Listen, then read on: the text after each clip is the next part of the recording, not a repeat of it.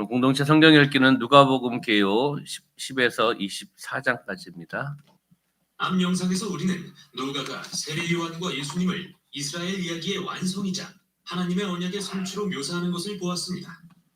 그 후 공생애를 시작하신 예수님이 이스라엘의 가난한 자들, 사회적 지위가 낮고 소외된 자들에게 하나님 나라의 복음을 전하시는 것도 보았고요.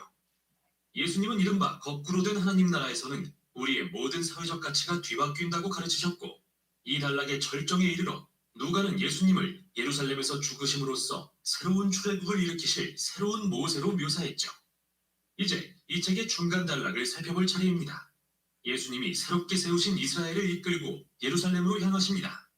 이 부분은 주로 예수님이 길 위에서 만난 다양한 사람들에게 비유로 가르치시는 내용이고, 그분을 따르는 제자의 수는 늘어갑니다.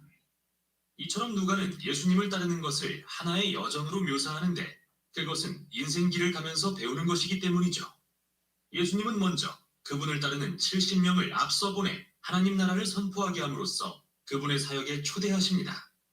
이렇듯 애초에 제자가 된다는 것은 예수님의 하나님 나라 사명에 동참하고 들린 네 아들을 선생님께 데려왔나이다 라고 말씀하고 있습니다. 무리 중에 한 사람이 대답하는데 귀신 들린 아들의 아버지지요. 그러면서 18절 읽어볼까요? 시작. 귀신이 어디서든지 그를 잡으면 거꾸러져 거품을 흘리며 이를 갈며 그리고 파리에는 지나 내가 선생님의 제자들에게 내쫓아 달라 하였으나 그들이 능히 하지 못하더이다. 아멘. 자기 아들에게 귀신이 행하는 것을 지금 설명을 하고 있는 거죠. 예수님께. 그리고 그 아들의 아버지, 귀신 들린 아들의 아버지는 여기 어떻게 왔겠습니까? 예수님의 그 소문을 듣고 온 거죠. 예수님의 소문을 듣고 찾아왔는데 예수님께서 안 계세요. 산에 올라가셨으니까 안 계세요. 그렇기 때문에 남아있는 그 제자들을 만난 거겠죠. 제자들에게 자기 아이를 부탁을 하는 거죠. 치료해 달라고, 회복시켜 달라고 부탁을 했습니다. 그러나 남아있는 제자들이 그 아이의 병을 고치지 못하는 그런 모습입니다. 이러한 상황들을 예수님께 이제 말씀을 드리는 거죠. 그래서 19절 말씀 볼까요? 시작. 대답하여 이르시되 믿음이 없는 세대여 내가 얼마나 너희와 함께 있으며 얼마나 너희에게 참으리요 그를 내게 데려오라 하시매. 아멘. 여기에 말씀하고 있는 것이 주님께서 거기 있는 모든 사람들을 보고 말씀하는 겁니다. 제자들만 놓고 얘기하는 것이 아니라 거기 있는 모든 사람들 향해서 어떤 세대라고요? 믿음이 없는 세대라고 말씀을 하고 있는 겁니다. 믿음이 없는 세대라고 말씀하는 거죠. 어떻게 보면 놀라운 표적을 보았던 세대들입니다. 놀라운 표적을 보면서도 계속해서 주님을 책잡으려고 했었던 서기관들, 믿음이 없는 사람들이죠. 그렇죠? 그리고 서기관들뿐만 아니라 여기에 있는 아버지, 제자들 모두가 다 믿음이 없는 세대라고 지금 예수님께서 말씀하고 있는 거죠. 그러면서 얼마나 너에게 참으리요라고 말씀하시면서 그들에게 믿음에 대한 각성을 촉구하고 계신 것을 보게 되는 겁니다. 그러면 그 다음에 말씀 볼까요? 20절 말씀 보겠습니다. 시작. 이에 데리고 오니 귀신이 예수를 보고 곧 그 아이로 심히 격려를 일으키게 하는지라 그가 땅에 엎드려져 부르며 거품을 흘리더라. 아멘. 귀신이 누구를 보고요? 예수님을 보고 그 아이로 심히 격려를 일으키게 하는 그런 모습을 보게 되는 거죠. 귀신이 예수님을 알아본 거죠. 자신을 정복하고 추방시킬 뿐이라는 것을 아는 거죠. 그러면서 환자에게 격려를 지금 일으키게 하는 그런 모습을 우리가 보는 겁니다. 그럼 21절 보면 예수께서 그 아버지에게 물으시되 언제부터 이렇게 되었느냐 하시니 이르되 어릴 때부터니이다 라고 말씀하고 있습니다. 어떻게 보면 이 내용을 통해서 어릴 때부터 이런 현상, 이런 상황, 이런 부분들이 있었다는 거죠. 환자의 상태가 짧은 시간이 아니라 장시간 동안 거쳐 진행되어 왔다는 것을 말씀을 드리는 겁니다. 다시 이야기하면 이것은 이 아이의 모습이 매우 심각하다는 것을 이야기하고 있는 겁니다. 그러면 22절 말씀 보면 귀신이 그를 죽이려고 불과 물에 자주 던졌나이다. 그러나 무엇을 하실 수 있거든 우리를 불쌍히 여기사 도와주옵소서라고 말씀합니다. 아이 아버지 할 수 있거든 도와달라는 거죠. 할 수 있거든 도와달라고 요청하고 나가는 겁니다. 아버지가 마음이 어떻겠습니까? 정말 간절한 마음으로 이야기하는 거 아니겠습니까? 그러면서 23절 보니까 예수께서 이르시되 할 수 있거든이 무슨 말이냐? 믿는 자에게는 능히 하지 못할 일이 없느니라 하시니. 아멘. 믿으십니까? 우리 23절 말씀 읽어볼까요? 다시 한번 시작. 예수께서 이르시되 할 수 있거든이 무슨 말이냐? 믿는 자에게는 능히 하지 못할 일이 없느니라. 믿는 자에게 능히 하지 못할 일이 없느니라. 다시 이야기 믿음을 가진 사람은 감당할 수 있다. 할 수 있다라는 것을 우리에게 다시 한번 말씀해 주고 있는 거죠. 그래, 믿음으로 나아갑시다. 믿음으로 선포합시다. 믿음으로 기도합시다. 우리의 능력이 아니라 주님을 바라보며 나가는 그 믿음, 하나님의 권세와 능력, 그것을 우리가 바라보면서 나가는 것이고 예수의 이름으로 선포하며 나가는 것입니다. 그래서 하나님께서 역사해 주실 줄 믿습니다. 우리 24절 말씀 보면 곧 그 아이 아버지가 소리를 질러 이르되 내가 믿나이다. 나의 믿음 없는 것을 도와주소서 하더라. 아멘. 예수님께서 23절 말씀을 통해서 말씀하셨을 때 그 말씀에 대해서 그 아이 아버지가 어떻게 보면 반응하는 거지요. 내가 믿나이다. 나의 믿음 없는 것을 도와주소서. 어떻게 보면 이 고백이 우리의 고백이 되어야 됩니다. 그렇지 않아요? 내가 믿습니다. 나의 믿음 없는 것을 도와주시옵소서. 주님께 그런 마음으로 우리가 나가야 되지 않겠습니까? 그러면 25절부터 27절에는 귀신을 쫓아내시는 그 예수님의 모습을 볼 수가 있는데 25절에 예수께서 무리가 달려와 모이는 것을 보시고 그 더러운 귀신을 꾸짖어 이르시되 말 못하고 못 듣는 귀신아 내가 내게 명하노니 그 아이에게서 나오고 다시 들어가지 말라 하시매. 예수님께서 귀신에게 명령하고 선포하는 거죠. 그 아이에서 어떻게 해요? 나오라고 명령하고 선포하며 나가는 겁니다. 그렇잖아요. 나와 줄래가 아니잖아요. 나왔으면 좋겠어. 좀 나와라. 뭐 그냥 권유하고 청유하는 것이 아니라 명령하며 나가는 거죠. 온전한 믿음을 가지고 선포하며 나갈 때 우리 예수의 이름이 있습니다. 능력의 이름입니다. 치유의 이름입니다. 회복의 이름입니다. 예수의 이름으로 믿음으로 선포하며 나갈 때 일하실 줄 믿습니다. 그러면 26절, 27절 말씀 보면 귀신이 소리 지르며 아이로 심히 경련을 일으키게 하고 나가니 그 아이가 죽은 것 같이 되어 많은 사람이 말하기를 죽었다 하나 예수께서 그 손을 잡아 일으키시니 이에 일어서니라. 아멘. 귀신이 경련을 일으키고 나갑니다. 어떻게 보면 귀신이 그 아이에게서 쫓겨나는 그 상황 속에서 마지막 발악이죠. 마지막 모습을 우리에게 말씀해주고 있는 겁니다. 그러면서 예수님께서 어떻게 하셨죠? 그 손을 잡아 일으키셨다는 겁니다. 예수님께서 무엇을 이야기하는 겁니까? 잡아 일으켜 주셨다. 예수님의 사랑입니다. 예수님의 그 사랑이고 그리고 잡아 일으켜 세우신다. 예수님의 권능의 모습을 우리에게 보여주고 계시는 거죠. 그랬을 때 28절 말씀 보면 집에 들어가심에 제자들이 조용히 묻자오되 우리는 어찌하여 능히 그 귀신을 쫓아내지 못하였나이까? 라고 제자들이 누구에게요? 예수님께 질문하고 있는 것을 보게 되는 거죠. 조용히 묻자오되 우리는 어찌하여 능히 그 귀신을 쫓아내지 못하였나이까? 궁금한 거예요. 그렇잖아요. 왜 우리는 안 될까? 궁금하니까 또 예수님께 여쭤보는 거죠. 그전에는 제자들도 얼마 전까지 귀신을 쫓아내기도 했고 병자들을 고치기도 했습니다. 6장을 보면 그들이 많은 병자들을 고치고 귀신을 내어 쫓았다는 말씀도 있습니다. 과거에는 했는데 과거에는 일어났는데 역사가 나타났는데 지금은 상황에서 일어나지 않는 그런 모습을 지금 보고 있는 거죠. 바로 귀신을 내쫓지 못한 것은 예수님께서 그 다음 말씀 보면 기도의 부족이라는 것을 말씀을 하십니다. 29절 말씀 보면 이르시되 기도 외에 다른 것으로는 이런 종류가 나갈 수 없느니라 하시니라. 아멘. 기도에 대한 부분들 여기서 말씀을 하시는 거죠. 그 제자들의 질문에 대해 예수님의 대답은 단호합니다. 분명합니다.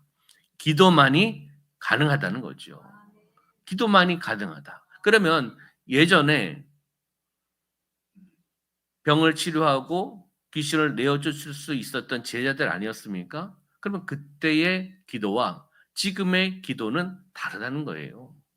그때의 믿음과 지금의 믿음이 다르다는 거죠. 이것을 이야기하시는 겁니다. 여기서 기도는 하나님과 바른 관계로 이뤄나가는 그러한 모습을 이야기하는 겁니다. 다시 이야기하면 하나님과 바른 관계를 과거에는 잘 이뤄나가고 믿음의 기도를 통해서 선포하며 나갔을 때 하나님의 역사가 나타났는데 지금은 그들의 믿음과 기도가 예전 같지 않다는 겁니다. 이것을 우리에게 말씀해 주고 있는 거죠. 얼마 전까지만 해도 귀신을 내어쫓고 병을 고쳐주었는데 그때 믿음이 있었는데 어떻게 보면은 하나님의 능력을 의지하고 나아갔는데 지금은 어떻다는 거죠? 그러니까 인간은 자기를 의지하면 안 됩니다. 과거에는 믿음을 가지고 하나님 바라보고 명령하고 선포해서 치료 역사가 나타난 거잖아요. 회복의 역사가 나타난 거 아니겠습니까? 경험을 했잖아요. 경험도 중요한데 잘못된 경험을 또 적용하면 안 됩니다. 그래서 과거는 됐으니까 지금도 될 것이다. 하나님의 마음이 아니라 인간의 마음이죠. 과거는 됐으니까 치료가 됐고 회복이 됐으니까 지금도 하면 된다. 근데 나의 기도와 나의 하나님 앞에 나가는 믿음이 같지 않다면 일이 일어나지 않는다는 거죠.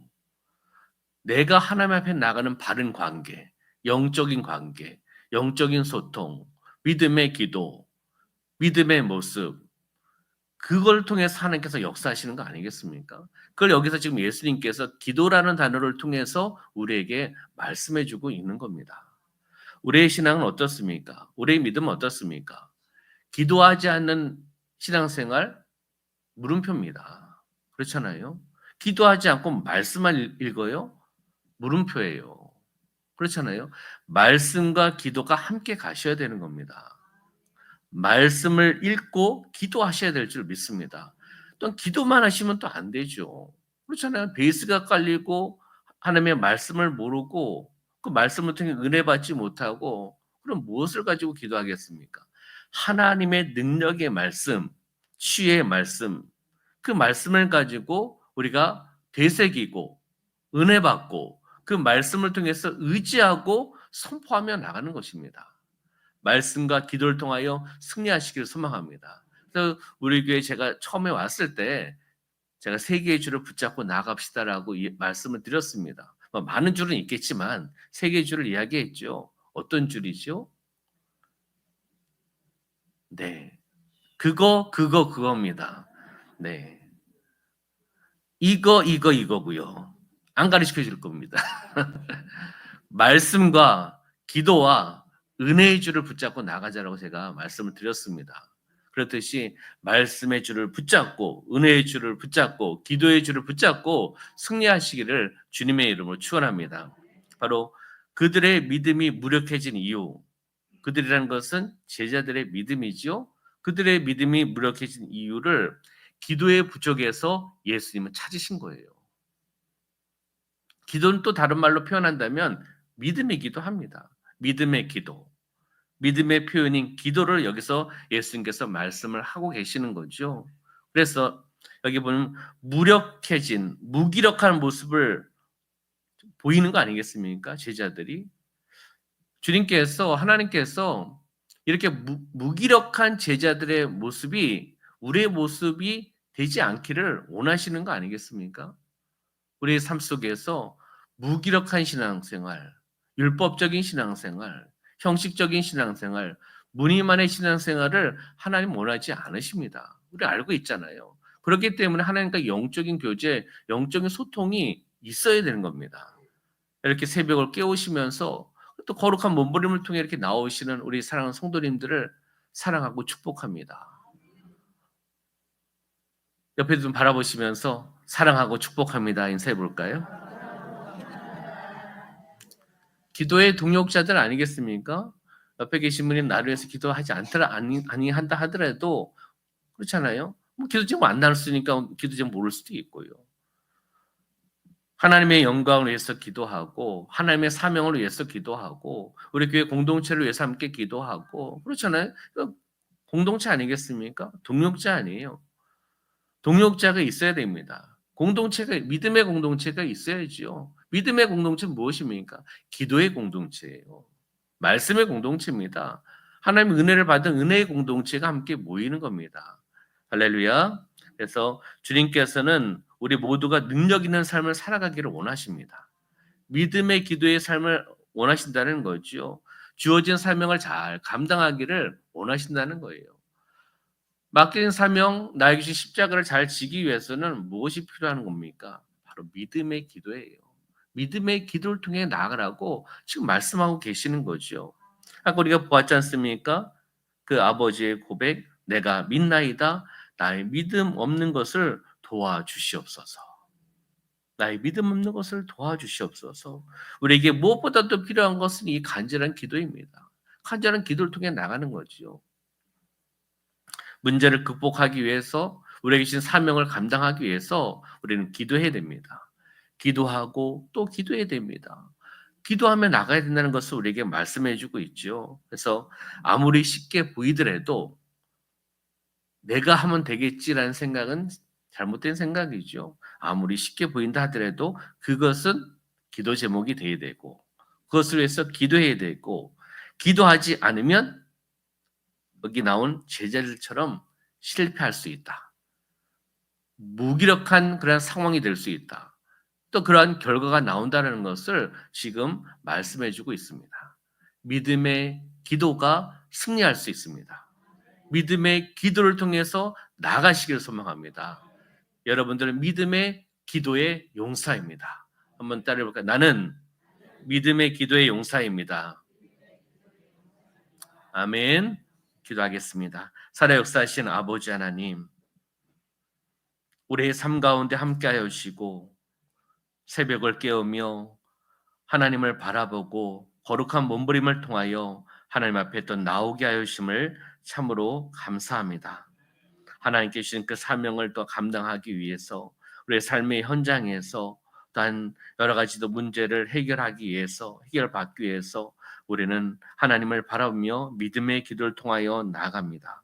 먼저 그의 나라와 그의 일을 간구하며 나가게 하여 주시고 믿음의 기도를 통해 나가게 하여 주시옵소서. 아무리 쉽게 보인 일이라 할지라도 우리가 기도하지 않으면 실패할 수밖에 없습니다. 무기력한 신앙인, 무늬만의 신앙인으로 살아갈 수밖에 없습니다.